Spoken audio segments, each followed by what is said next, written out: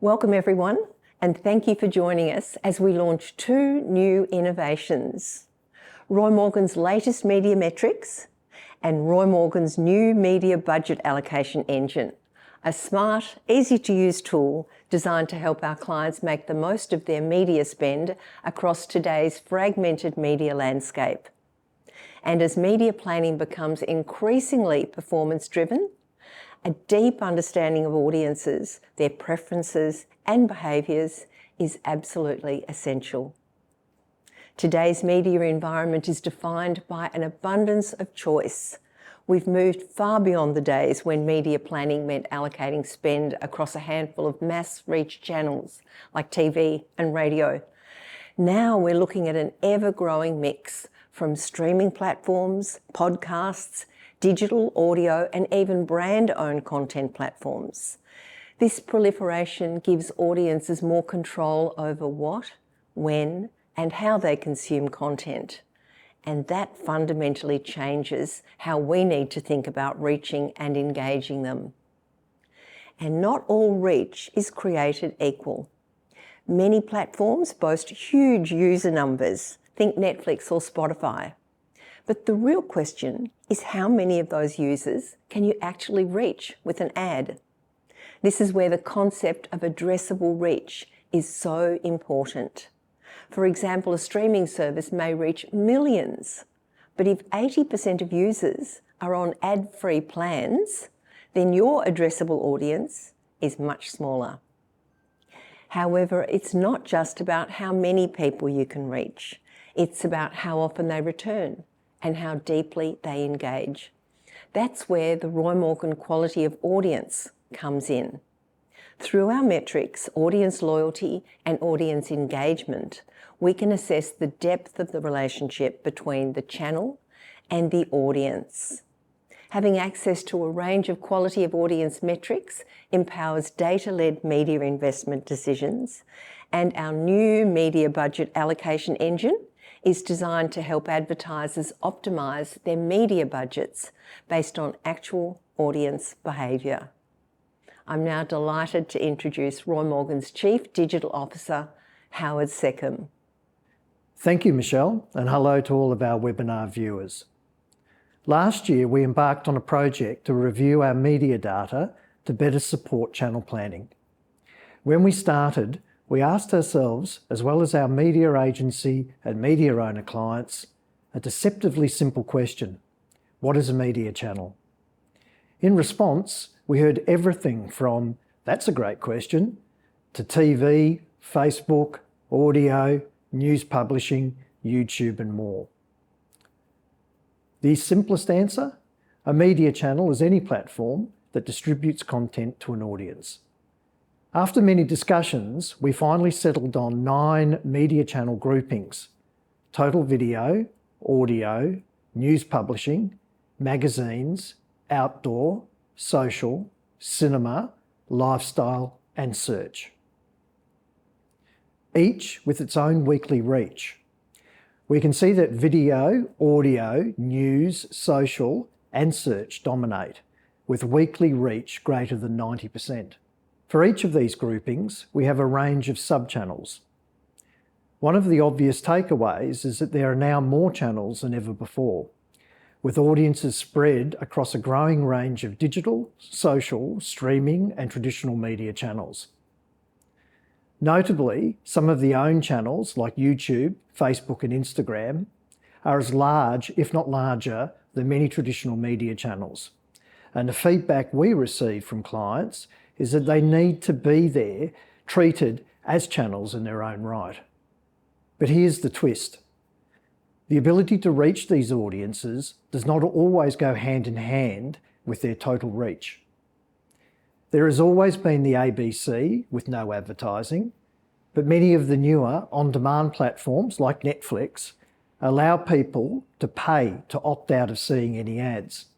That's why we've introduced a new metric, addressable reach, to segment a channel's audience by those that can actually see advertising. And this issue is becoming more prevalent as more households now subscribe to multiple on-demand platforms.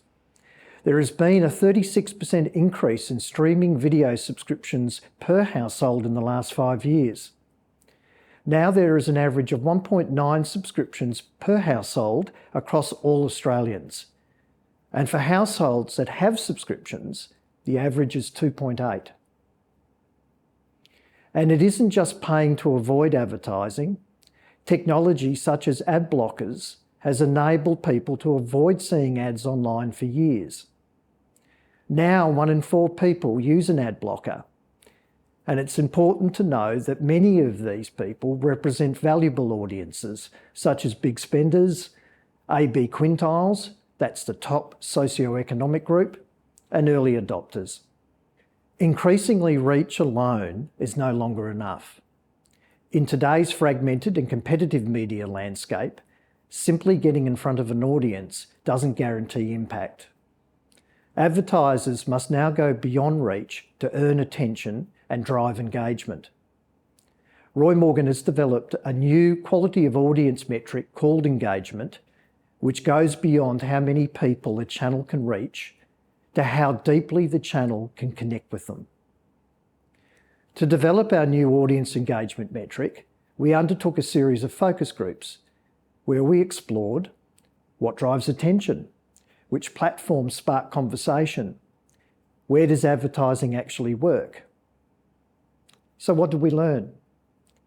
There were common themes among what grabs attention, such as importance, relevance, shareability, personalisation, and topics of interest. We also found that the water cooler effect is alive and well, and not only does it involve our daily dose of news, but also what shows we watch and what podcasts we listen to. And where there is an assumption that people find all advertising annoying, and most do, we find that relevant and contextual advertising is considered useful. And from these focus groups, we developed a series of attitudinal questions about each media channel, which were embedded into our single source survey to underpin our new audience engagement metric. So what has the data shown us? First, let's remind ourselves of the relative size of each media channel based on addressable reach. We asked respondents about how much focus and attention they have when engaging with various media channels. Unsurprisingly, cinema tops the list as one of the few environments where audiences willingly disconnect from distractions with no phone, no multitasking, no pausing. This creates an immersive, high-quality environment. This is followed by news publishing, where consumption is often purpose-driven, with people actively seeking out the latest headlines to stay informed. Many check the news multiple times a day, making it a routine behaviour with strong loyalty. Next is YouTube, with its personalised algorithms aimed at keeping the audience highly engaged and with a wide variety of content so viewers can actively select content that matches their interests or mood. And fourth, it's podcasts, which often feel like one-on-one conversations, creating a strong sense of focus and personal connection with the podcast host. On the other end of the quality spectrum is where an audience feels that they've wasted their time or feel guilty about how much time they've spent with media. Unsurprisingly, the endless scroll trap of social media makes people feel like they've wasted their time. Social feeds are designed to be infinite, with users passively scrolling and losing track of time. Much of the content is repetitive or forgettable, with people frequently checking social media out of habit or boredom. And while YouTube scored highly for focus and attention, it's the same addictive algorithms that serve the audience just one more video. So what starts as an educational or purposeful quickly spirals into time lost to unrelated content or binge watching. And then there is the role of advertising, or more specifically, how annoying are the ads. YouTube again tops our list. While some people pay to avoid ads on YouTube, most don't.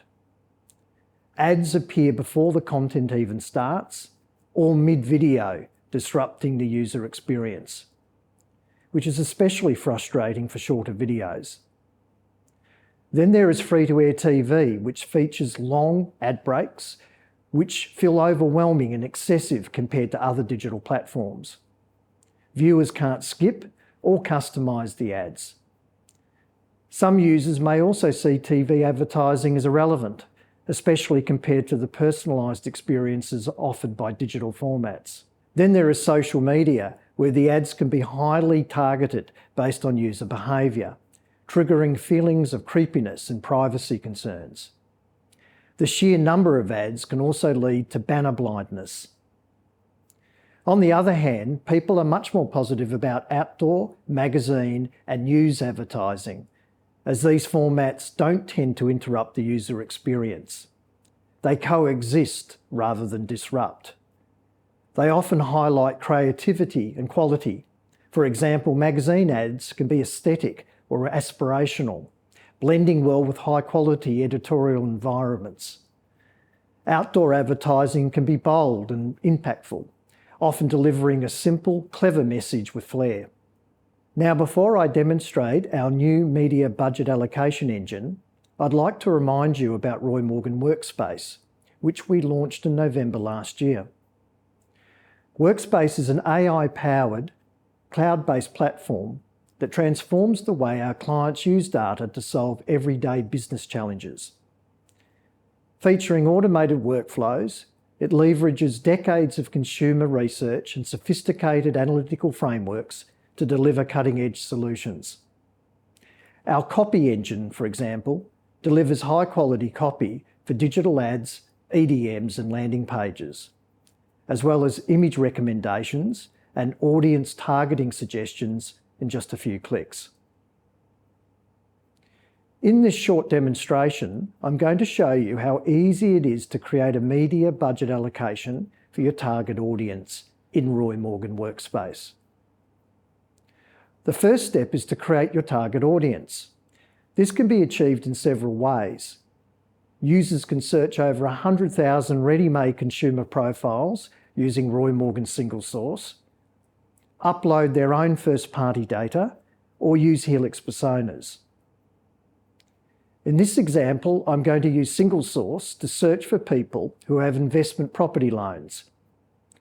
Instantly, you can see that there are 1.5 million people who have a mortgage on an investment property. We select this audience and click Add. Now we have selected our audience, let's move on to the next step. Here, we need to add information about our channel plan. The settings screen enables us to add the name of the plan, select the audience and the audience filter, product category, and optimisation metric. There are 43 product categories to choose from that best describe your campaign.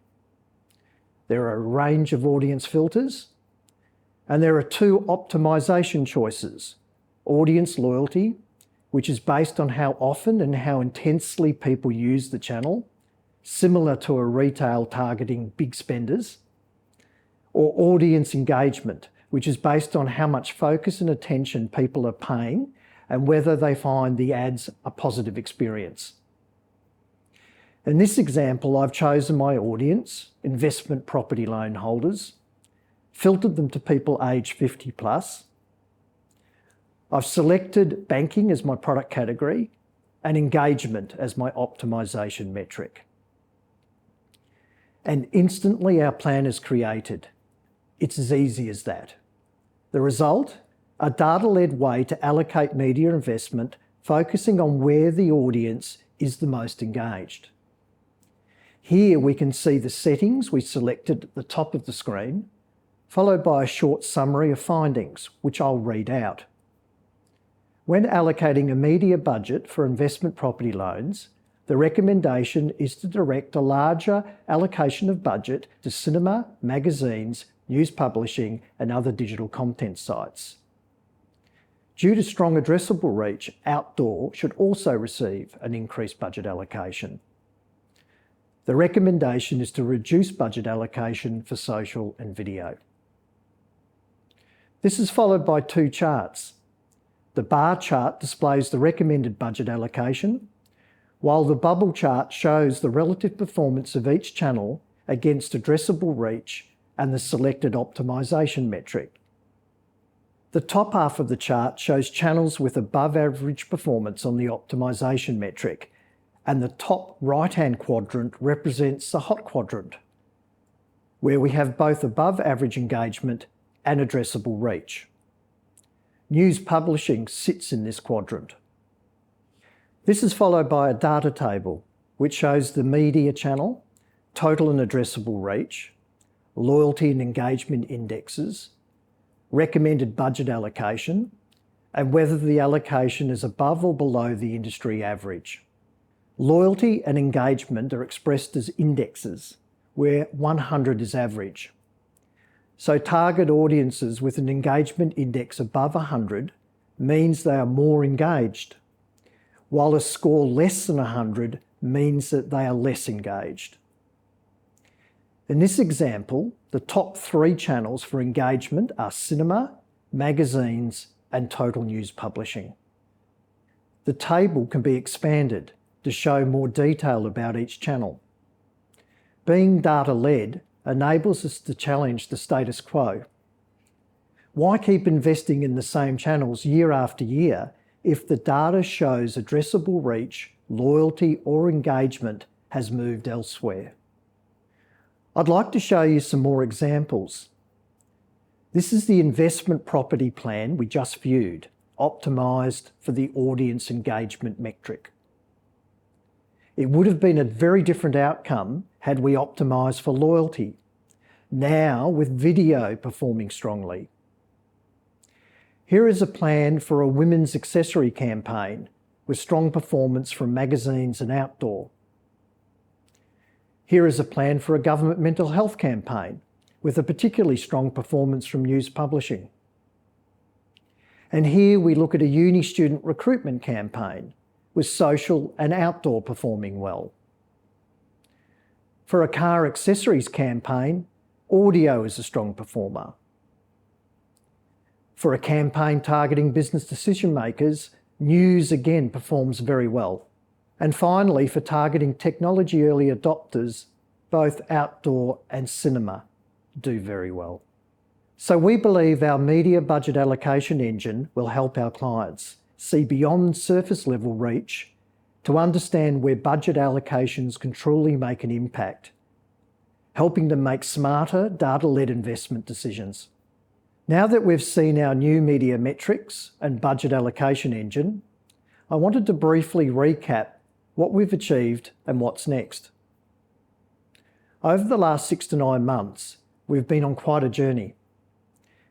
We've regularly met with our clients to seek feedback and develop our roadmap. We've launched Workspace. Also, our digital audience integration with Ipsos Iris, and a new range of audience diversity measures in collaboration with the Media Federation of Australia. And today, we're launching our new media channel data, delivering new audience metrics, as well as our media budget allocation engine. So what's next? We're working on our new online cross-tabulation tool, more channel planning tools and metrics, as well as integrating more industry currencies in single source, such as Austrade's tourism industry metrics.